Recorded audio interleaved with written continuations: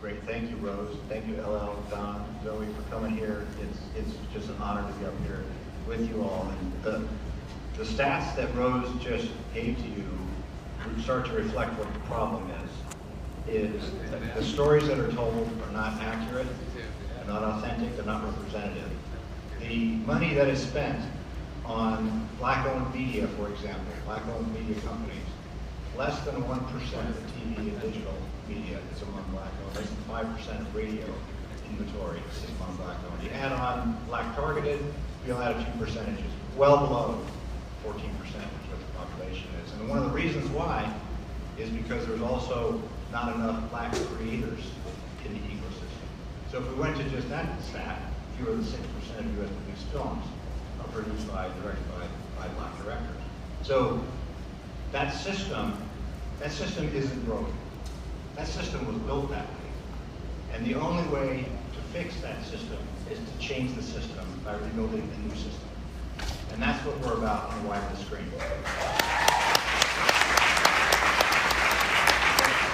What Wide the Screen is to address those systemic inequities by building a system that is of content creation, talent development, and then investment in diverse media. So it's focusing on stories, storytellers, and spending.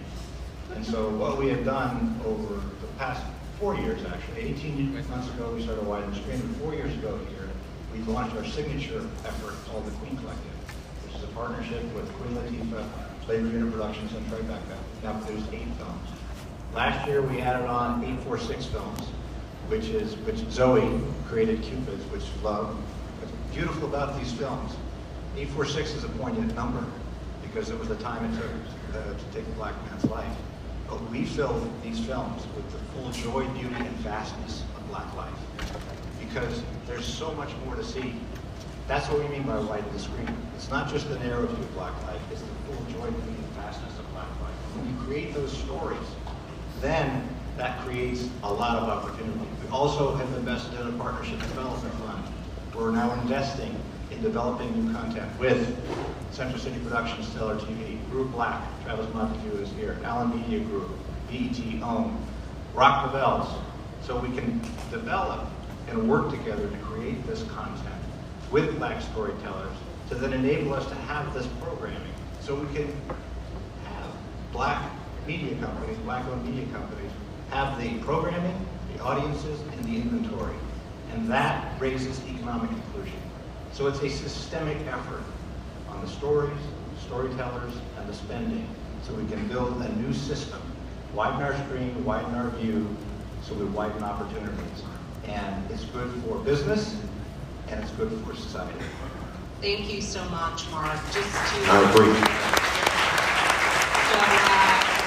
Just to thread even further, so my next question is for LL Cool J, and what I would say is, you know firsthand that it's so important to have the representation, not only in front of the camera, but behind the camera, the producers, the writers, the showrunners, the content, the marketing, etc. So tell us with Rock the Bells, how you are bringing hip-hop culture to full screen that tells our story in a multi-dimensional perspective, but also providing economic opportunity within the community. Well, it's a few things. First of all, thank you. I want to say hello to all the panelists, and everybody that's here. Just, I think, in terms of Rock the Bells, what I looked at, what I saw when I took over our channel at SiriusXM about 4 years ago. At that time, the channel was backspin, and it was about 1 million listeners daily. Now we got it, I think, over 7 million listeners daily. It took me 5 years to get that channel. And Scott Reese, he did a great thing by embracing me and finally giving me that channel and giving us that shot. So I want to shout him out, send him love. I think when I look at the way hip hop culture is treated, for me, I felt like when I look at Bob Dylan, when I look at the way Paul McCartney is treated, when I look at the way Mick Jagger is treated, whom all of them are great artists whom I respect. I appreciate the way they're treated, but when I look at the way I see a Rakim treated, or a Chuck D treated, or a Big Daddy Kane treated, I felt like why can't the artists that are from our culture, from hip hop culture, be treated in that same regard? It's, you know, it's not only about selling out Giant Stadium all the time. These are great artists in their own right, and they should be treated as such. So I started Rock the Bells because I felt like I wanted to elevate hip hop culture. What Rock the Bells is not about is LL Cool J. That's what it's not about. Even though it was my song and all of that, that's not what it's about. What it is about is elevating our culture and doing it through content, doing it through experiences, and doing it through commerce. So how did I do? The first thing I did, I said, you know what? I want to make sure, you know, one of the things that we always see when we get into these rooms is a lot of times you have these companies, they take the community, turn it upside down, shake the change out of their pockets. So the first thing I wanted to do is make sure that we took a piece of the cap table and gave equity to some of the people who actually started this culture. So DJ Kool Herc, who actually started hip hop, right? He actually started it. He has a piece of the company. And Run DMC, who took hip hop to a whole nother level and pushed the envelope, have a piece of the company. Not that they're not doing well, but they deserve it. Salt and Pepper has a piece of the company, right? Roxanne Shante has a piece of the company.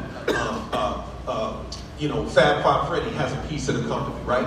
You know, Eminem invested in the company, right? Like, those are the things that I think are important. You know, I feel like I want to see my people treated the right way. And through Rock the Bells, we're able to do that. And we partnered with P&G. I think we're going on maybe 8 or 9 deals now, maybe 10 deals. They sponsored our festival. Our festival's August 6th. So when Mark talks about, you know, when we were just talking backstage about people that they talk about bats, but they never really hit. They never really go up to the plate to hit. Well, they actually stepped up. They actually sponsoring our festival. So it's not just lip service, right? Like, it's really happening, and we're really doing these deals. So that's what Rock the Bells is about. Obviously, it's more to the company, but that's what they're thinking. Thank you so much for that, and congratulations. I want the panel just to think in the time we have remaining is, you know, recommendations for the industry. And so, Don Jackson, I'm going to go with you. You are a trailblazer in the business. You've had Central City Productions for over 40 years. One of your most popular productions being the Stellar Awards. It's been broadcasted for over 30 years, 37 years, which is incredible. So we got a round of applause. We know over that time you have had to, as you were growing, you had to innovate. So tell us how you did that in the past and how you're doing that right now. Okay, thanks, Rose. Yeah, we go back now 52 years since I started the company. And back then, the first show we did was a parade, Bud Milliken back to school parade. And I didn't know what we were doing, but I knew that showing our people in the black community enjoying a parade before they go back to school, encouraging them to go back to school, I said, this needs to be on television. The intent was not for me to do it, but to have a television station there, WGN, who had, at that time, Tribune Broadcasting, for them to do it. So I called after I was in the parade. The parade was on Saturday. I called on Monday and said, why aren't you guys putting this parade on television? It's bigger than any other parade. It's the only black parade. And they said, well, we know about the Bud Milliken Day Parade, but it's the only parade that's in the black community. So we don't have it. Now, this was some 45 years ago. We don't have a diverse staff, don't know what would happen. All kinds of excuses for not putting it on. So, you know, I'm pretty aggressive, former ball player, you know that, basketball. And I stood up to the gym and I said, well, what if I do it? What if we do it all? You have no risk whatsoever. And he stood up and said, you got a deal. Now, I didn't know what to do, but pretty soon I learned about all of what, not just advertising, but distribution as well. You have to have a distribution partner to make all of this work. The long run is that it's still airing today. It is as soon as we did it, it was the #1 rated program on WGN, not just parades. and calls came over all over from, because it was the superstation, about where has this parade been?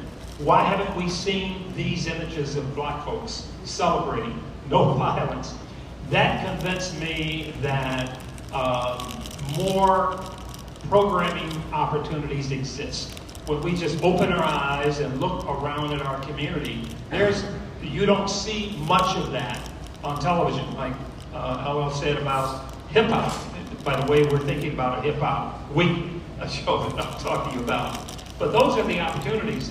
What I would say is that we have to look at not just the idea, but the total mix, understanding distribution. Where is it going to air? Understanding if you're going to own it or not, which is very, very key. I'm sorry. Kind of important. Well, you know, much of the time we like the idea of getting support, so we don't look at some of those ideas. Maybe you do at the time, but that was paramount for us to own all of our shows that we produce. And then you have to have some knowledge of how do you sell it? Who do you sell it to? So you've got to, in short, not just get caught up in creativity, all of the great things Zoe does, but understanding all of those other elements that will make and sustain you beyond. So, you know, it started with the Bud Billiken Day Parade. We then went on Soul Train. My buddy Don Cornelius, we partnered on that. Although we had Soul Train as a weekly, and we launched Soul Train Music Awards, we could not get that on the network, on the cable network. Or you can imagine what it did. It was the first black music show on television. Soul Train Music Awards was the first black music awards on television. But here, the distributors and the cable operators didn't think enough that Don Cornelius and I could launch, and this was like 35 years ago. So right now, with social justice coming into play, and with corporations stepping up to the plate, the first was PNG. It was a groundbreaker. I'm senior here. I've never seen anything like it, how receptive it was for someone to stand up, take the lead. All of a sudden, these other advertisers are calling us, saying, how can we be a part of your network? We understand what PNG has done. And you have to have that groundbreaking incident. And Mark is real and he's called upon a lot. He's going to be at the announcement of our Stellar TV network in 4 weeks, which we're really proud of. But that is what signals it sends to the industry. It has to come from the brand. Now, then the agency gets it. See, Mark and PNG and others, they know why they should do it. Now, it comes down to how you do it. How do you work with us? And it's not, so it's not to pass along, we talked about this earlier, pass it along to your agency to make those decisions, because they want to measure us like they measure Total Media when they're buying us for targeted media, reaching that audience. So it's really an opportunity for us to, for us to launch this network, which will be the only fourth black-owned network out there. So, I want to encourage all of those ideas you have. The time is right now let these creative ideas like you have, they will be supported with companies taking a lead like PNG, because, and then a spokesperson, not just someone who talks about it, but someone who shows up and hits a home run out of the park. Facts. Facts. So it's a wonderful opportunity now, and that's why we are going from broadcast syndication to our own network with the support we have right now. Thank you so much. Congratulations on the Stellar Network. You heard it here first. So excited. So Zoe, again, great to see you, and congratulations on your success, and I really feel like you're a voice of a generation because you are so incredibly talented, and your films are just so vivid and real and just bring so much joy. So you're a storyteller, and you know the importance of providing authentic and representative stories, and so I want to ask you from your perspective, what's needed within the industry to harness the power of Black storytellers, to fuel representation, and to give a platform to Black culture and creatives? Wow, that's such a big question. So I got my start in the theater because when I tried to come out and look at how I would self-produce a film, it was just too big. Like, I didn't have the networks. The whole ethos was like, go to your networks and ask people. And I didn't come from a network that has resources. And so, like, I got so many people to donate to produce my play, $5, and that was a lot to them, and $10, and that was a lot, and it meant so much to me because I knew it was a lot. Like, it's a meal where I was from. So I only got about $3,000 total in my crowdsourcing. So I was like, all right, I'm going to do a play. So I did a play. The play did very well. It ended up off Broadway, and I got a bunch of commissions, and it ran internationally, and I got a bunch of commissions as a playwright and a director in theater. And so I just started cultivating that space. And then once technology became a little more accessible, I was able to go back into like making short films that were kind of be my calling card. But I had to, again, get them funded, so it was like sourcing weird ways, like linking up with universities and writing and directing for their students. But it all kind of gave me a nice, beautiful platform to fail and learn, because I think as a director, that's also what you need as an artist, is to be able to fail and not have it cost you so much. And then I got to a place where I was hired to write for an HBO show, and then suddenly I was thrust into a larger pool. And from the inside, I think what's tricky is when they hire you as a Black writer, and then I also direct, for television as well. So I'm a writer-director for television and theater. But when they hire you from the inside, they kind of like, they think they know what Black, right? Like Black story is. So they're like kind of hiring you to execute something in their own mind. And what you kind of have to do is sit there and be like, well, I'm a very new, like there's such nuance to Black life in America. Like my story alone is like I was born on the Menominee Nation. I lived in Ghana, West Africa, South Africa, London, and back to New York. So like my story is a different Black story. It's a nuanced Black story. And it's like you kind of have to get in touch with like your heartbeat a little bit and be like, why would this person do this? And really give them the love and intention and the human heartbeat of those people, you know, that are Black, but just like are human, you know, and then you have to fight for them to be human. That's what I find, is because they're gonna give you the notes, like, but wait, this doesn't sound like the guy on the street I was thinking of, this is an urban, and you're like, yeah, but this is urban, I've lived in Bed-Stuy, I live there now, like, this is what it is, you know, like, this is just a human being trying their best to succeed, and they're gonna fail, and they're gonna succeed again, and they're gonna fail, and that's all it is, right? It comes with a certain skin color, but ultimately it comes with a certain life experience, fine. But like that's the core, and you just have to fight for that core. That's what I find. And maybe I'll get to a place where they'll trust it a little more, and I won't have to be like, no, we're not going to erase this nuanced piece. I'll get rid of all these other things. But like this is what makes this person nuanced, right? And then hopefully you're able to get less once the actors step in and they're able to bring their artistry to it. You're able to get just a much more nuanced version of a character than we have been able to tell previously. And I don't think that the writers haven't wanted to tell it. It's that it can definitely get like, you know, some heavy notes, especially in television, kind of like slated away. So I think that's one step. And then the other is just be brave and tell your story and get in touch with your nerdy passions. Like, I like fantasy and I like comedy, and there's not a lot of Black storytellers, female storytellers in that space. And so just giving myself permission to be like, I'm gonna pitch this nerdy science fiction thing, and no one's going to tell me that I can't, you know? And I think it's brilliant. And then ultimately it just is, again, like Mark is doing, opening doors.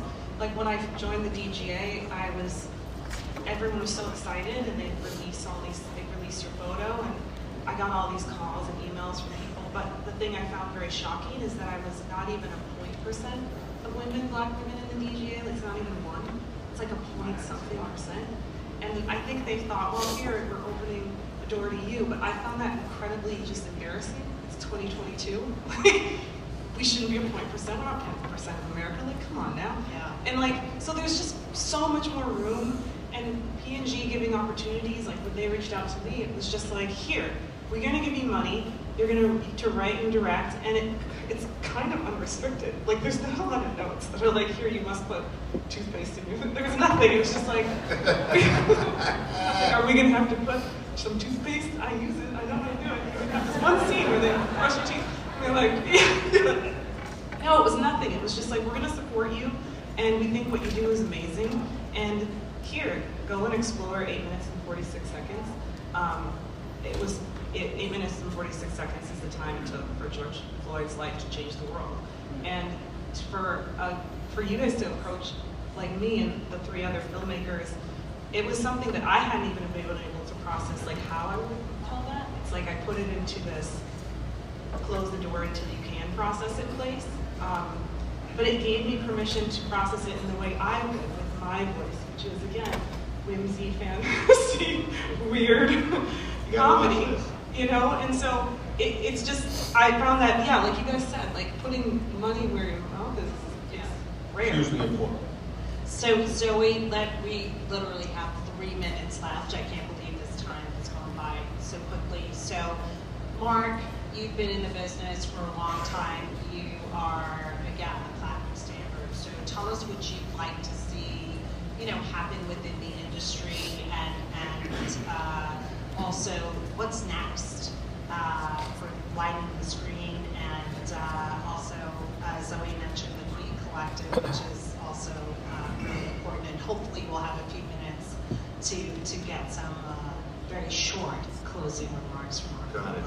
Well, the platinum standard is sitting up here, and what we're doing is, and we want to do, as P&G, but we want the whole industry to do, is to open the door and widen the opportunities for these platinum standard creators and media companies here. That's what it's about. What we want to do, we'll do our part. We'll continue to invest, continue to create film opportunities, to continue to work with the LLs of the world, the Dons of the world, the Zoes of the world, Tribeca of the world, Flavor Unit, Queen, and Group Black, and all of it. We'll do that. But we're one company. We want all companies to do this. And there's a reason for that. Because if all companies invest, then the whole market gets bigger. The whole market gets bigger. It's not about stealing market share. Stealing market share is the dumbest way to grow. The best way to grow is to grow the market. When you grow the market, then everybody benefits. It creates economic inclusion. It creates more creative opportunities. So we're going to launch our next 6 Queen Collective films over the course of the next 12 months. We have the Stellar Awards. We're going to have the Stellar TV launch. We're going to be at the festival. We're going to keep working. I've just talked to Zoe, so I need some ideas here. So let's come on over here, bring those on here. But in any case, that's what we're going to do. We want everybody else to do it. And if the whole industry does it, then the whole market will grow. There will be economic inclusion. There will be far greater creativity and lots of opportunities for a lot of people. So I think we have a little clip, right, Mark, from, I believe, either the Queen Collective or the Widening Screen. Do we have that clip? The Queen Collective. Thank you.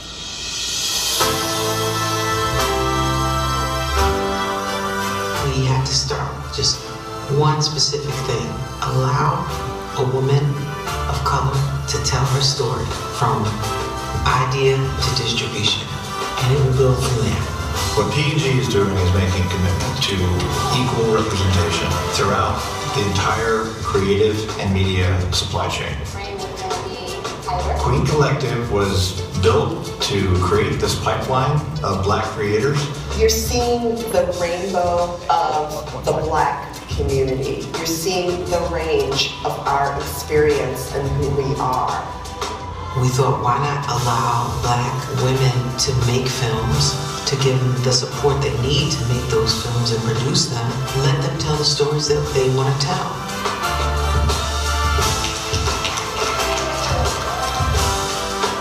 Home Black is about Black birth workers in the American South. For centuries has been a community of Black women keeping other Black women alive. My film is a documentary about a group of girls going through a historically Black summer camp. La Morena was inspired by my cultural upbringing. I'm half Puerto Rican and half Black West Indian. Teen Dream is about never being too old to dream. It's about two women competing at the National Senior Games in swim competition.